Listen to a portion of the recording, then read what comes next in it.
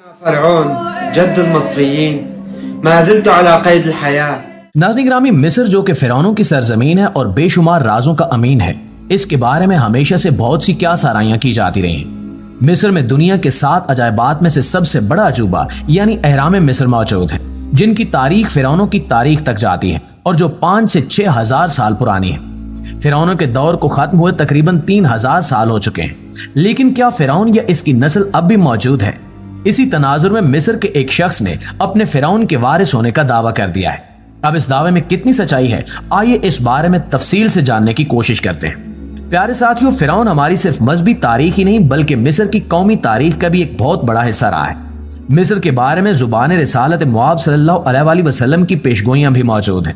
مصر کے بارے میں سب سے اہم بات یہ ہے کہ افریقہ کا اس وقت سب سے طاقتور مسلم ملک ہے، جس کے پاس دنیا کی بہترین فوج بھی ہے اور اس کے ساتھ ساتھ ایک بہت بڑا رقبہ بھی موجود ہے۔ اس کے ساتھ ساتھ مصر کی جغرافیائی پوزیشن بھی خاصی مستحکم ہے، جو اسے سوڈان، اسرائیل، فلسطین اور سعودی عرب کے قریب بناتی ہے۔ اس کے ساتھ ساتھ دنیا کا ایک بہت بڑا تجارتی روٹ یعنی سوئز کینال بھی مصر ہی کے قبضے میں ہے۔ ناظرین گرامی، مصر ایک بہت بڑا اور تاریخی مسلم ملک تو ضرور ہے، مگر یہاں پہ قوم پرستی بہت شدت کے ساتھ پائی جاتی ہے۔ اس کی مثال آپ پہلی عرب اسرائیل جنگ، جو اصل میں مصر اور اسرائیل کے درمیان ہی لڑی گئی تھی، اس سے بھی لے سکتے ہیں۔ 1967 میں پہلی بار عرب اسرائیل جنگ کے دوران مصر کے صدر جمال عبد الناصر تھے، اور جمال عبد الناصر بہت بڑے قوم پرست تھے۔ ایک طاقتور مسلم ملک کے سربراہ ہونے کے باوجود جنگ کے موقع پر انہوں نے مصر کی قومی روایات کو برقرار رکھتے ہوئے جو نعرہ لگایا، وہ کسی طرح بھی ان کے مسلم ملک کے سربراہ ہونے کی عکاسی نہیں کرتا۔ انہوں نے جنگ شروع کرتے ہوئے یہ نعرہ لگایا تھا کہ ہم فرعونوں کے بیٹے ہیں اور ہماری تاریخ بہت عظیم ہے۔ یہاں سے آپ اندازہ لگا سکتے ہیں کہ مصری اپنی تاریخ کے بارے میں اور اپنی قومی روایات کے بارے میں کس حد تک سنجیدہ اور شدت پسندی کے حامل ہیں۔ مصر کے بارے میں نبی کریم صلی اللہ علیہ وآلہ وسلم کی ایک پیشگوئی میں موجود ہے، جس کو حضرت صالح نے حضرت ابو ہریرہ رضی اللہ تعالی عنہ سے روایت کیا ہے، اور حضرت ابو ہریرہ رضی اللہ تعالی عنہ فرماتے ہیں کہ آپ صلی اللہ علیہ وآلہ وسلم کا ارشاد ہے کہ میں دیکھ رہا ہوں کہ عراق نے درم اور فقیر روک لیا ہے، اور شام نے مدی اور دینار روک لیا ہے، اور مصر نے اردب اور دینار روک لیا ہے، اور تم وہیں پہنچ گئے ہو جہاں سے تمہارا آغاز تھا، اور تم وہیں پہنچ گئے ہو جہاں سے تمہارا آغاز تھا، اور تم وہیں پہنچ گئے ہو جہاں سے تمہارا آغاز تھا۔ اس حدیث کو بیان کر کے حضرت ابو ہریرہ رضی اللہ تعالی عنہ نے فرمایا کہ اس حدیث پہ ابو ہریرہ کا خون اور گوشت گواہ ہے۔ ناظرین گرامی، جیسا کہ اس حدیث سے صاف طور پر سمجھا جا سکتا ہے کہ یہاں نبی کریم صلی اللہ علیہ وآلہ وسلم نے صاف طور پر 3 بڑے اسلامی ممالک کی اقتصادی بدحالی کی پیشگوئی کی ہے۔ ہم دیکھ سکتے ہیں کہ گزشتہ 10 سالوں میں یہ 3 ممالک، خاص طور پر عراق، کس قدر معاشی بدحالی اور خانہ جنگی کا شکار ہے۔ عراق تو تقریباً 30 سال سے ان حالات کا شکار ہے۔ اسی طرح شام میں بھی کرد اور عرب اقوام کے درمیان ہونے والے جھگڑے نے اس کو خانہ جنگی کا شکار کر دیا ہے۔ مصر میں ایسی کوئی خانہ جنگی موجود تو نہیں ہے، لیکن 2 سال قبل آنے والی کرونا کی وبا نے مصر کی معیشت کا بیڑا غرق کر دیا ہے۔ وہاں پہ کساد بازاری اور اقتصادی بدحالی اس وقت عروج پر ہے، اور مصری کرنسی یعنی مصری پاؤنڈ کی قدر شدید گراوٹ کا شکار ہے۔ وہاں پہ بنیادی اشیاء خورد و نوش کی قیمت اس وقت تاریخ کی بلند ترین سطح پہ ہے، جس کی وجہ سے مصر اپنی اقتصادی بدحالی کے بدترین دور سے گزر رہا ہے۔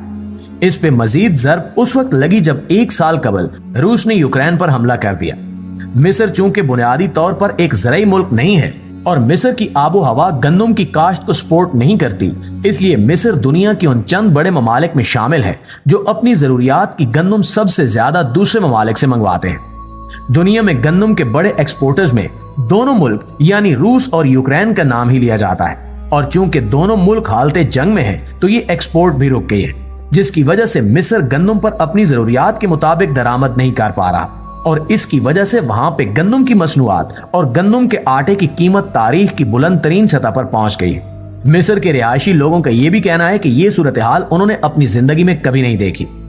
کرونا نے مصر کی سیاحتی انڈسٹری پر کاری ضرب لگائی، اور مصر کی آمدنی کا ایک بہت بڑا حصہ جو ٹورزم انڈسٹری سے آتا ہے، کیونکہ مصر بنیادی طور پر آثار قدیمہ رکھنے والا دنیا کا سب سے بڑا ملک ہے، وہ آمدنی بھی ختم ہو گئی۔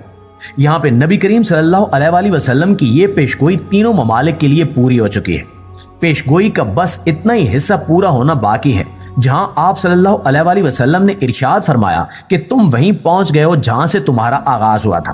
यानी यहाँ पे नबी करीम सल्लल्लाहु अलैहि वसल्लम मुआशी कसाद बाजारी की उस बदतरीन सूरत का तज्जिया और पेश गोई कर रहे हैं कि जहाँ पे करेंसी इस कदर गिरावट का शिकार हो जाए कि बार्टर सिस्टम यानी अशिया के बदले अशिया के तबादले का सिस्टम दोबारा जन्म ले। और मिस्र, शाम और इराक तीनों ममालिक ही इस वक्त मुआशी कसाद बाजारी की उस नहज पे हैं जहाँ पे अवाम के लिए करेंसी की गिरावट के साथ अपनी जरूरियात को पूरा करना नामुमकिन होता जा रहा है। मिस्र अपनी इस्लामी तारीख और खिदमात के बावजूद हमेशा से कौम प्रस्त नजरियात का हामिल रहा है। इसलिए हालिया दिनों में एक मिस्री नौजवान ने सोशल मीडिया पर आकर अपने फिरौन होने का दावा किया है और कहा है कि वो फिरौनों का वारिस है और फिरौनी की नस्ल से है। आप दिखाई गई वीडियोस में देख सकते हैं कि इस शख्स का हुलिया कैसा है और इसके बात करने और रहन सहन का अंदाज कैसा है। चूंकि मिस्री हमेशा से कौम प्रस्त नजरियात के हामिल रहे हैं, इसलिए इस शख्स के इस इकदाम को मिस्र में खासी पजीराई हासिल हुई है और बावजूद मुस्लिम मुल्क होने के चंद ही दिनों में कई मिलियन लोगों ने इसको फॉलो करना शुरू कर दिया है। मिस्र में ये सब कुछ होना कुछ अजीब नहीं है, लेकिन शायद दुनिया की नजर में ये बहुत अजीब और अनोखा हो। इस नौजवान के रहन सहन को देखकर अंदाजा लगाया जा सकता है कि दरअसल इस नौजवान ने यह दावा सिर्फ और सिर्फ शोहरत हासिल करने और अपनी फैन फॉलोइंग बढ़ाने के लिए किया है और वो अपने इस मकसद में पूरी तरह से कामयाब भी रहा है। इस वक्त मिस्री मीडिया की मुकम्मल तवज्जो इस नौजवान के दावे की तरफ है और अवाम भी जोक दर जोक इस नौजवान से मिलने के ख्वाहिशमंद हैं ताकि इसके दावे की सच्चाई को परखा जा सके। और ये तो हम सब जानते हैं कि ऐसा कभी होगा नहीं।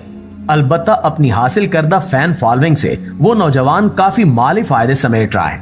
नाज़रीन, मिस्र की तारीख में फिरौनों के किरदार से इनकार नहीं किया जा सकता। फिरौनों ने मिस्र को एक बहुत बड़ी वसी और जरखेज तारीख दी है जिस पर मिस्री फख्र महसूस करते हैं। एहराम मिस्र जो दुनिया के 7 अजायबात में शामिल हैं, उस वक्त के फिरौनों की सोच, ताकत और जहानत का मजहर है और इनकी टेक्नोलॉजी और इल्म की भी गवाही देते हैं।